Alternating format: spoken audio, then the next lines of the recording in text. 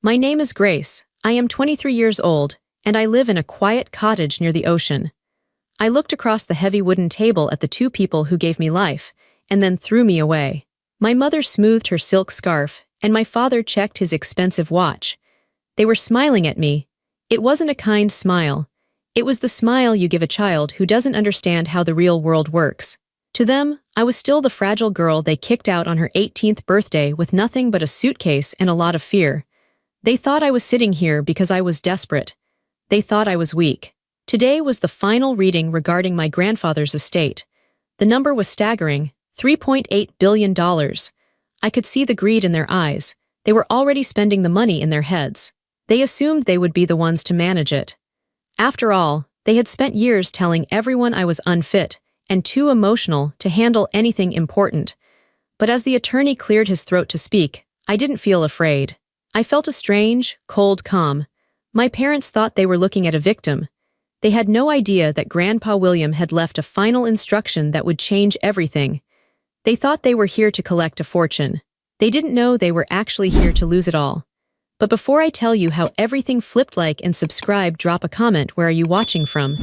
My name is Grace. I am 23 years old. I learned very early that in my house, love wasn't free. It was something you had to buy, but I never had the right currency. My parents, Richard and Alina, were people who loved success. They loved things they could show off to their friends at the country club. They loved things that looked good on a holiday card. My brother, Daniel, was one of those things. I was not. The difference between us was clear before we were even teenagers. Daniel was loud. He was confident. If he walked into a room, he demanded attention, and my parents gave it to him gladly. If he drew a picture, my mother would frame it and put it in the hallway. She would tell everyone, "Look at the bold lines. He has such a vision." If I drew a picture, she would glance at it while checking her emails on her phone. "That's nice, Grace," she would say, her voice flat. "But maybe you should spend more time on your math homework. Art doesn't pay the bills." It wasn't just about art or math. It was about who we were. I remember one specific Tuesday when I was 12. It was raining hard. I had come home from school with a fever. I felt terrible. My head was pounding and I was shivering. I walked into the kitchen, looking for my mother. She was on the phone, laughing. Daniel was sitting at the counter, eating a sandwich. He had just failed a history test. I saw the paper on the counter with a big red F on it. "It's the teacher's fault," Daniel was saying, his mouth full. "He asks questions about things we didn't even read."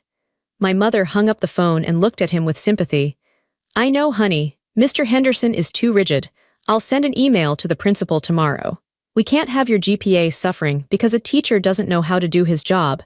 Do you want some ice cream to feel better?" Then she looked at me. I was leaning against the doorframe, sweating and pale. "Grace, why are you standing there like that?" she asked. Her tone wasn't worried, it was annoyed. "I don't feel well," I whispered. She sighed. It was a long, loud sigh.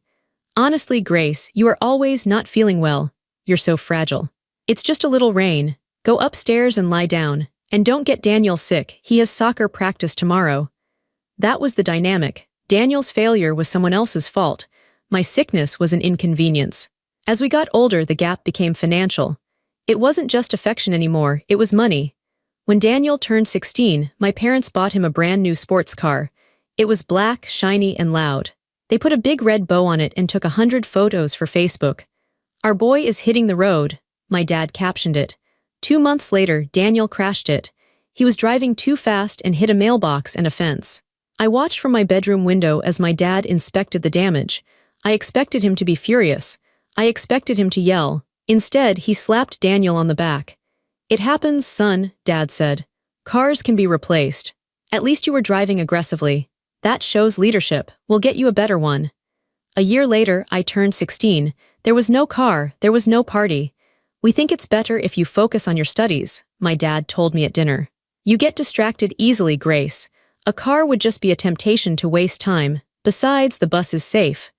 I didn't argue. I learned not to argue. Arguing just made them call me emotional. In their eyes, I was a bad investment. I was quiet, I liked to read. I volunteered at the animal shelter. I didn't care about status or networking. To Richard and Alina, this meant I was defective. They called it uneconomical. "You have no drive," my mother would tell me while I washed the dishes, a chore Daniel never had to do. "You're too soft. The world is going to eat you alive, Grace, and don't expect us to bail you out when it does. They were preparing me for failure. They wanted me to fail so they could be right. They wanted to point at me and say, "See, we told you she was weak." But I wasn't weak.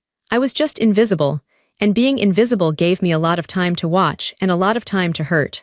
The morning of my 18th birthday was a Tuesday. I woke up with a small knot of hope in my stomach. I knew better, but I still hoped. Maybe today would be different. 18 is a big number. It's the start of adulthood. I walked downstairs. The house was quiet. My parents were sitting at the dining table. It wasn't set for breakfast. There were no pancakes, no balloons, no presents. Instead, there was a folder. My father was wearing his business suit. My mother was dressed for a charity luncheon. They looked like they were about to conduct a merger, not wish their daughter a happy birthday. "Sit down, Grace," my father said. He didn't look up from his tablet. I sat. The chair felt cold and hard. "Happy birthday," my mother said, but she said it the way you say good morning to a stranger in an elevator. Polite but empty. "Thank you," I said. My father pushed the folder toward me. "You're 18 now. According to the law, you are an adult." "Yes," I said. "We have raised you," he continued. "We have provided food, shelter, and clothing. We have done our job. But as we have told you many times, we don't believe in supporting adults who don't show promise." I froze. "What do you mean?" "We mean that as of today, our financial obligation to you ends," my mother said. She took a sip of her coffee. "We're cutting you off, Grace." I looked from one to the other. I tried to laugh, thinking it was a joke. "Okay, but I'm still in high school. I have 3 months until graduation."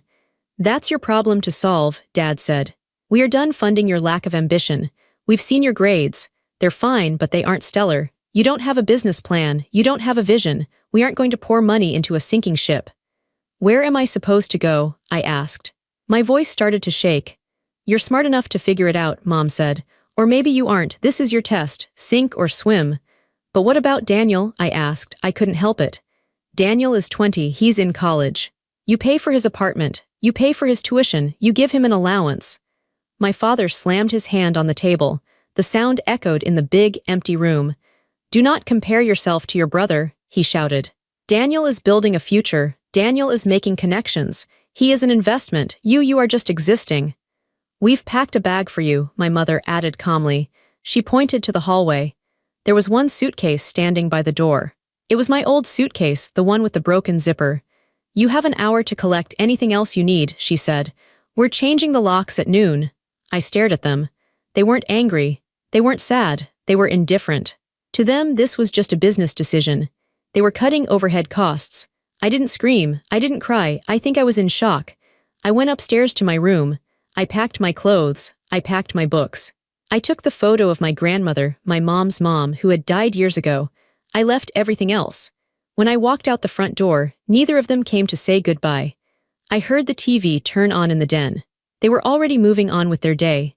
I had $75 in my pocket from babysitting. I had nowhere to go. I called my friend Sarah. I was crying so hard I could barely speak. Sarah's mom let me sleep on their couch. I stayed there for 3 weeks. I got a job at a diner washing dishes. Then I got a second job cleaning offices at night. I finished high school while working 40 hours a week. I was tired all the time. My hands were chapped from the dishwater. My back ached from scrubbing floors. Meanwhile, I saw photos on Instagram. Daniel was on spring break in Cabo. My parents had paid for the trip. He was holding a drink, laughing, surrounded by friends.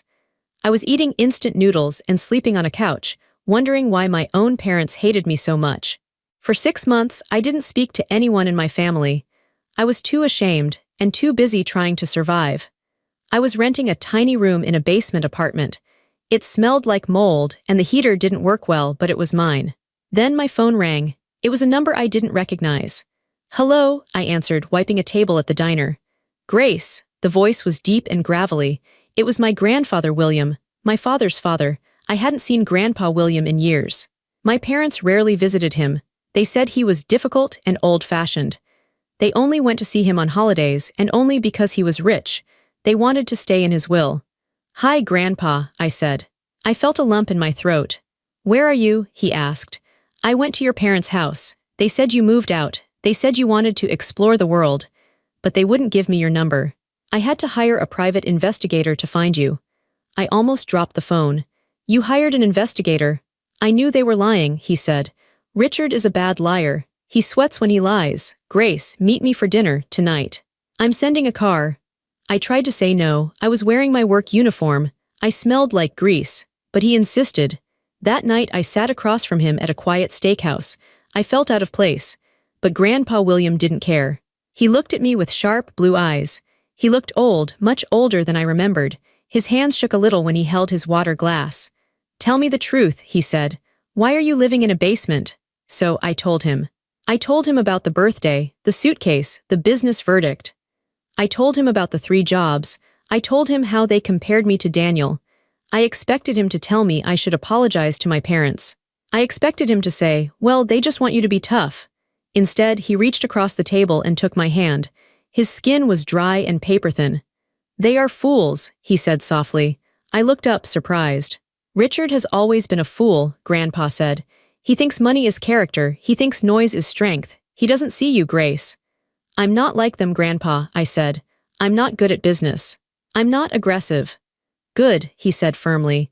Aggression is cheap, true strength is quiet. You have survived, haven't you? You didn't crumble, you are working, you are paying your own way. Do you know how much respect I have for that? He squeezed my hand. Daniel asks me for money once a week, Grandpa said. He comes to my house, drinks my scotch, and asks for a loan for some new idea that will fail in a month. You never asked for a dime. I wanted to, I admitted. I was scared. But you didn't, you figured it out.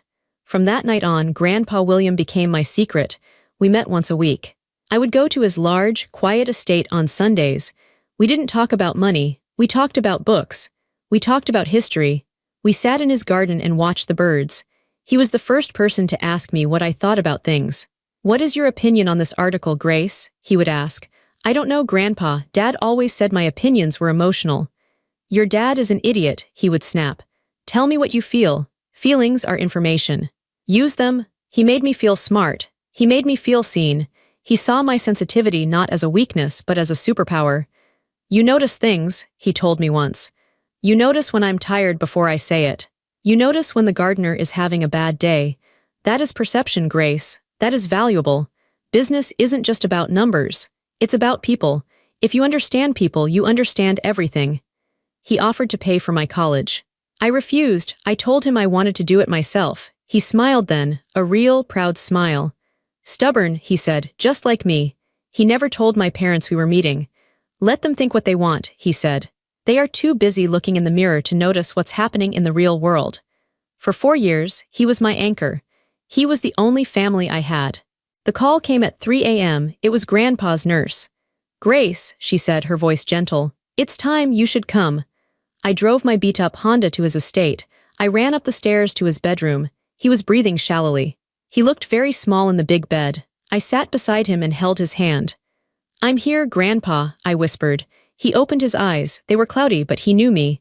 My brave girl, he whispered. It was barely a sound. Don't let them break you. I won't, I promised. I've taken care of it, he said. Just wait. He died an hour later. I was holding his hand when his heart stopped. I cried until I couldn't breathe. I felt like the roof had been ripped off my life. He was my safety. He was the only one who loved me. Then the door opened. My parents walked in. Daniel was with them. They were dressed perfectly. My mother had her hair done. My father was wearing a dark suit. They didn't look like people who had rushed over in the middle of the night. They looked like they were arriving for a photo op. Oh, Grace, my mother said. She walked over and tried to hug me. I stiffened. Her perfume was overwhelming. It smelled expensive and cold.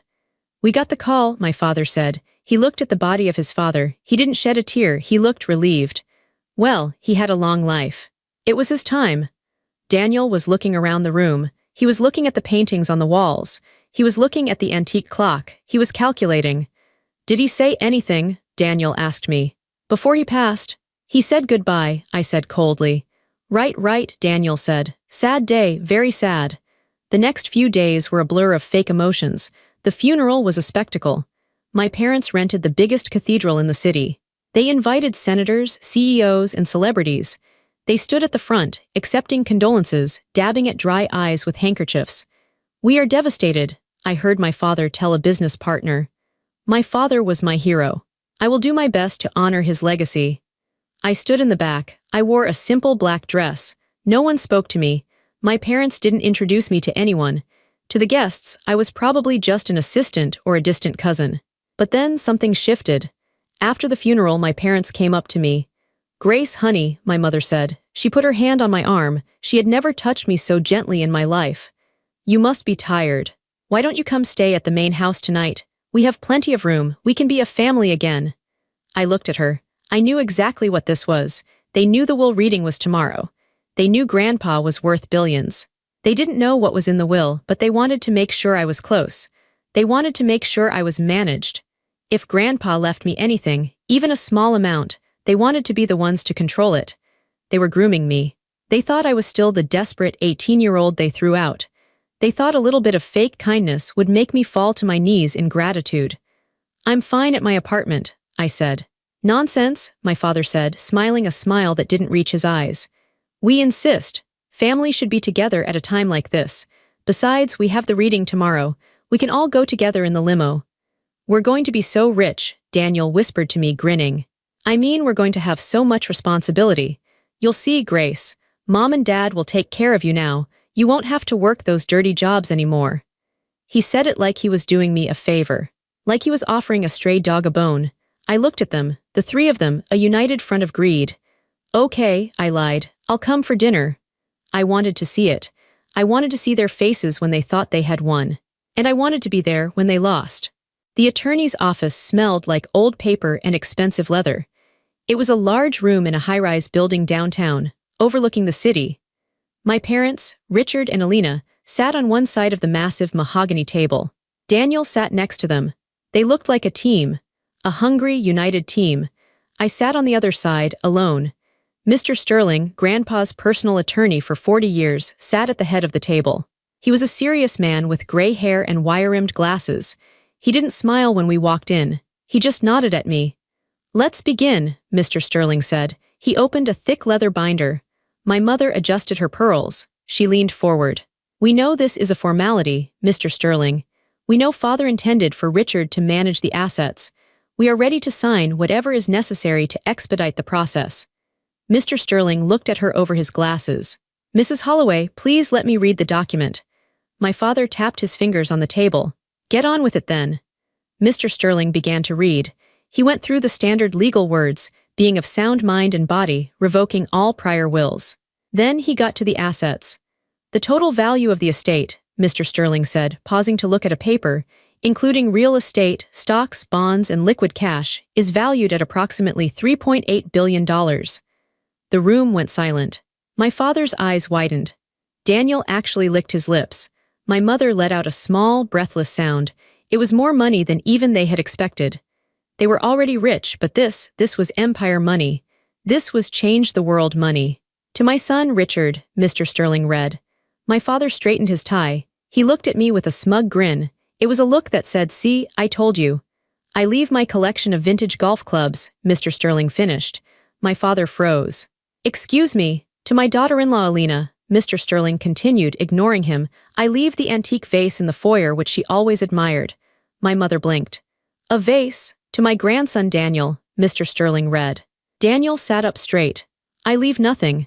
Daniel's mouth fell open. "What? That's a mistake. That has to be a mistake." "And regarding the remainder of the estate," Mr. Sterling said, his voice becoming louder and clearer.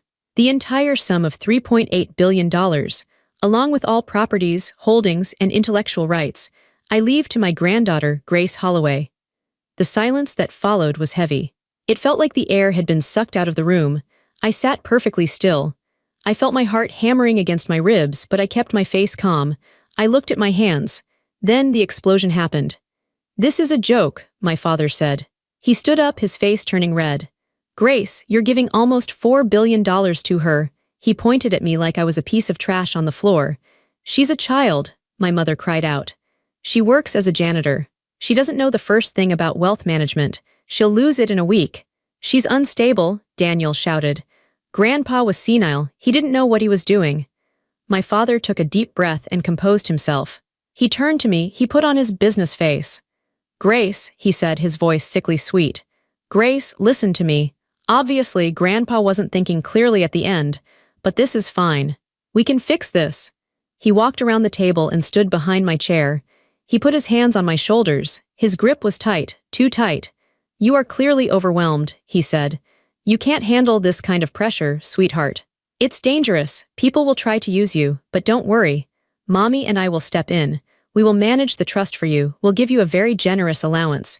You can quit your little jobs. You can travel. We'll take the burden off your shoulders. My mother nodded eagerly. Yes, Grace, we'll handle the heavy lifting. You just sign the power of attorney over to your father. It's for your own good. They were doing it again. They were treating me like I was stupid. They thought I would be so grateful for their attention that I would hand over $4 billion just to make them smile. I looked at Mr. Sterling. He was watching me. He was waiting. I don't want you to manage it, I said. My voice was quiet, but it didn't shake. Excuse me, my father said. His smile faltered. I don't want your help, I said, louder this time. I don't need an allowance, it's my money. Grandpa left it to me. You ungrateful little brat, my mother hissed. The mask dropped instantly. We are your parents, you owe us. I owe you nothing, I said. You cut me off, remember. A business verdict. My father's face turned purple. You will sign that paper, Grace, or so help me God, I will bury you in court. I will have you declared mentally incompetent. I will take every cent. Mr. Sterling cleared his throat. The sound was like a gavel striking wood. Mr. Holloway, please sit down, the attorney said. His voice was cold steel. I am talking to my daughter, my father snapped. You are threatening the sole beneficiary, Mr. Sterling said. And you are doing it prematurely. I have not finished reading the will. My father paused. What else is there? Turn the page, Mr. Sterling said to himself, though he knew the words by heart. He looked directly at my parents. William Holloway anticipated this reaction, Mr. Sterling said. He knew you well, Richard. He knew you would try to bully Grace. He knew you would try to take control.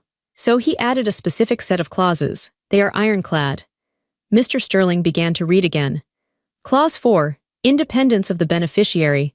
Under no circumstances is the estate to be placed under the management, oversight, or trusteeship of Richard Holloway, Alina Holloway, or Daniel Holloway. Grace is to have full autonomous control immediately. My parents looked like they had been slapped. Clause 5. The interference penalty, Mr. Sterling read. He looked up to make sure they were listening. If Richard, Alina, or Daniel attempt to contest this will, if they attempt to file for guardianship of Grace, or if they attempt to coerce her into signing over assets, they are to be immediately and permanently disinherited from any family trusts previously established. Furthermore, Grace is instructed to dissolve the family charitable foundation, which Richard uses for his public image, and redirect all funds to animal shelters. My father sat down heavily. He looked like he was having a heart attack. The foundation was his pride and joy. It was how he got into all the fancy parties. He can't do that, my father whispered. He can, and he did, Mr. Sterling said. But there is one more thing, a personal letter. He wanted me to read it to you. Mr. Sterling pulled out a single sheet of paper. It was handwritten. I recognized Grandpa's shaky script. Dear Richard and Alina, you are probably angry. You are probably wondering why I chose Grace. You think it is a mistake. It is not. I watched you for years. I watched you ignore the only child you had who possessed a kind heart. I watched you throw her away because she didn't fit your image. You value money more than blood. You value status more than love. I chose Grace not because she is my granddaughter, but because she is a good person. She struggled and you let her. She starved and you ate well. She needed you and you turned your backs. You think she is weak because she is quiet. You are wrong. She is the strongest of you all. She survived your neglect without becoming bitter. That is a miracle. The money is hers. If you want anything from her, you will have to learn to ask. And for the first time in your lives, you will have to accept that she has the power to say no. William. The room was silent for a long time. Daniel was the first to speak. He looked at me, his eyes wide and terrified. Grace, he said. Grace, look, I know I was a jerk sometimes, but we're siblings. You wouldn't really cut me out, right? I have loans. I have the car payments. You'll help me, right? I looked at him. I remembered him laughing while I washed dishes. I remembered him crashing his car and getting a new one while I took the bus. I don't know, Daniel, I said calmly. I'll have to think about it. It might not be a good investment. He flinched. It was the exact phrase our father had used on me 1,000 times. My father stood up. He didn't look at me. He looked at Mr. Sterling. We'll see you in court. I wouldn't recommend it, Mr. Sterling said dryly. They stormed out. My mother was crying not tears of sadness but tears of rage. Daniel followed them like a lost puppy. I stayed in the chair. Mr. Sterling closed the binder. He smiled at me, a genuine, warm smile. He was very proud of you, Grace, he said. Now, shall we get to work? They didn't listen to the warning. Their greed was too strong. 2 weeks later, I was served with a lawsuit. My parents filed a petition claiming I was mentally unfit to manage the estate. They claimed I had undue influence over Grandpa in his final days. They claimed I had manipulated a senile old man. It was a lie, a nasty, public lie. The trial became a spectacle. My parents hired a team of aggressive lawyers. They gave interviews to the press. We are just concerned for our daughter, my mother told a reporter, wiping away a fake tear. She has a history of emotional instability. This kind of money is a burden. We just want to protect her. I didn't give interviews. I didn't go on TV. I just listened to Mr. Sterling. Let them talk, he said. The truth is in the evidence. The day of the final hearing, the courtroom was packed. My parents sat with their lawyers, looking confident. They thought they were going to win because they always won. They were rich, powerful people. I was just Grace. Their lawyer stood up. He was a loud man who liked to pace around. Your Honor, he said. Grace Holloway is a fragile young woman. She has worked menial jobs for years. She has no education in finance. She was estranged from the family. Suddenly, she appears at the grandfather's deathbed and walks away with billions. It is clear manipulation. He called my mother to the stand. She cried. She told the judge I was troubled and confused. Then, it was Mr. Sterling's turn. He didn't pace, he stood still. Your Honor, he said. The petitioners claim they are motivated by love and concern. I would like to submit evidence A. He projected an email onto the screen in the courtroom. It was from my father to his financial advisor, dated 3 years ago. Subject, the girl, body. Don't worry about Grace. We cut her off. She's sinking. She'll be begging to come back in a year and then we can control her terms. Focus on Daniel's trust. My father's face went pale. The courtroom murmured. And evidence B, Mr. Sterling said.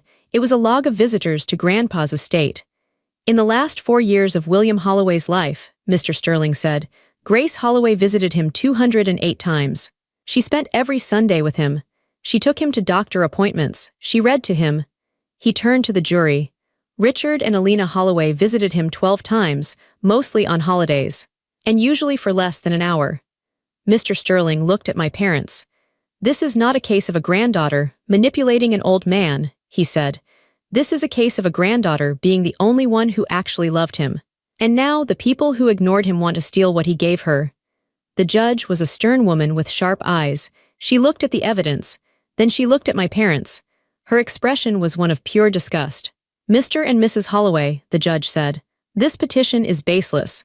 It is clear to this court that your father was of sound mind. His instructions are explicit. He anticipated exactly what you are doing today. She leaned forward.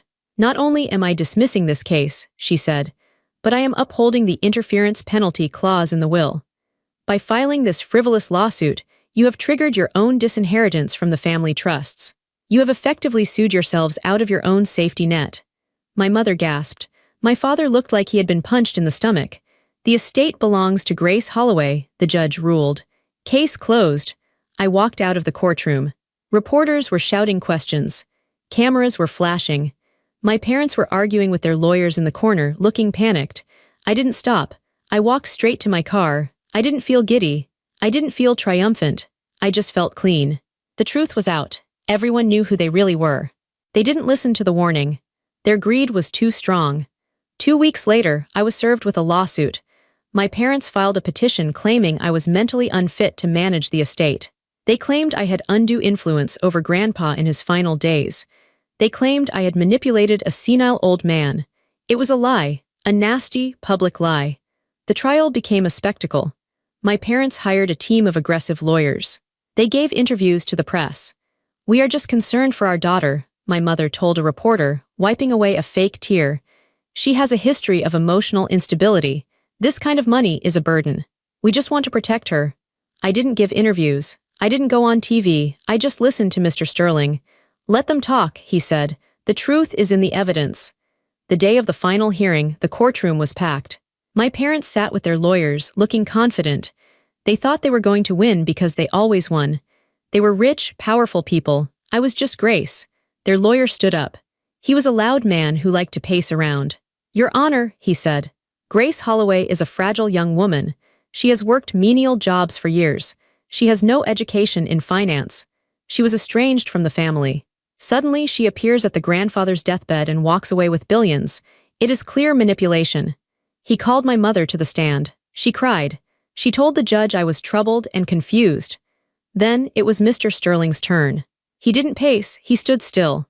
"Your Honor," he said, "the petitioners claim they are motivated by love and concern. I would like to submit evidence A." He projected an email onto the screen in the courtroom.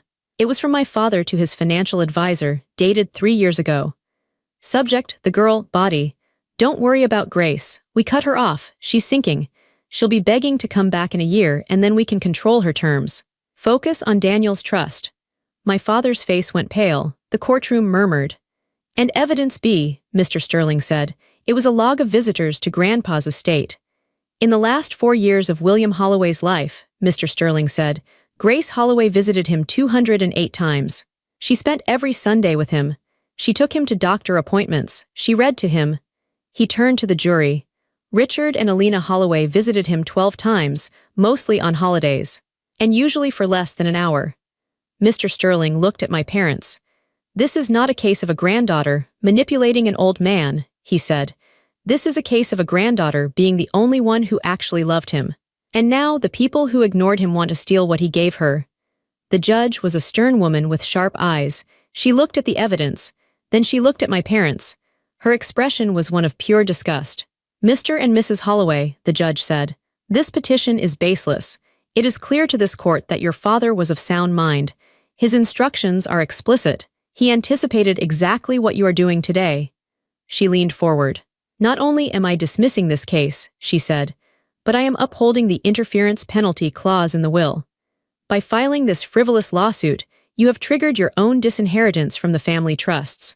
You have effectively sued yourselves out of your own safety net." My mother gasped. My father looked like he had been punched in the stomach. "The estate belongs to Grace Holloway," the judge ruled. "Case closed." I walked out of the courtroom. Reporters were shouting questions. Cameras were flashing. My parents were arguing with their lawyers in the corner, looking panicked. I didn't stop. I walked straight to my car. I didn't feel giddy. I didn't feel triumphant. I just felt clean. The truth was out. Everyone knew who they really were. 6 months later, I found myself driving through my old neighborhood. I didn't plan to go there. I was just driving, enjoying the feel of my car, a safe, reliable SUV that I had bought with my own money. I turned onto the street where I grew up. The houses were huge and imposing. The lawns were perfectly manicured. It all looked so perfect on the outside. I stopped in front of my parents' house. It looked smaller. When I was a child, that house felt like a fortress. It felt like a prison. I used to look at those windows and feel a pit of dread in my stomach, wondering what I had done wrong, wondering why I wasn't enough. Now it was just a pile of bricks. I saw a car in the driveway, my father's car. It was dusty. He used to keep it spotless. I imagined them inside, probably sitting at that long dining table, probably arguing about money, probably blaming everyone but themselves. They were trapped in that house with their bitterness. I rolled down the window. The air smelled the same, like cut grass and sprinklers, but I felt different. I wasn't the girl with the suitcase anymore. I wasn't the victim. Grandpa William didn't just leave me money. The billions were nice, of course. They bought safety. They bought time. But his real gift was the truth. He gave me permission to see my family clearly. He gave me the evidence that I wasn't crazy, I wasn't weak, and I wasn't unlovable. He validated my reality. I realized then that I didn't hate them. Hate takes too much energy. Hate is an attachment. I felt indifference. I didn't want to punish them anymore. Life had already punished them. They had lost the only 2 people who would have loved them for free, me and Grandpa. Now they were alone with their things. I put the car in gear. My phone buzzed. It was an email from the director of the youth shelter we had just opened. "Grace, the new beds arrived. The kids are so happy. Thank you." I smiled, a real smile. I looked at the house one last time. "Goodbye," I whispered. I didn't say it with anger. I said it with relief. I drove away, watching the house shrink in my rearview mirror until it was just a speck, and then it was gone. The road ahead was wide open. The sun was setting, painting the sky in colors of purple and gold. I turned on the radio and sang along to a song I liked. I was free. I finally understood what Grandpa meant. The best revenge isn't destroying your enemies. It's living a life so full, so happy, and so complete that they simply cease to matter. I didn't take anything from them. I just stopped letting them take from me. And for the first time in my life, I chose peace on my own terms.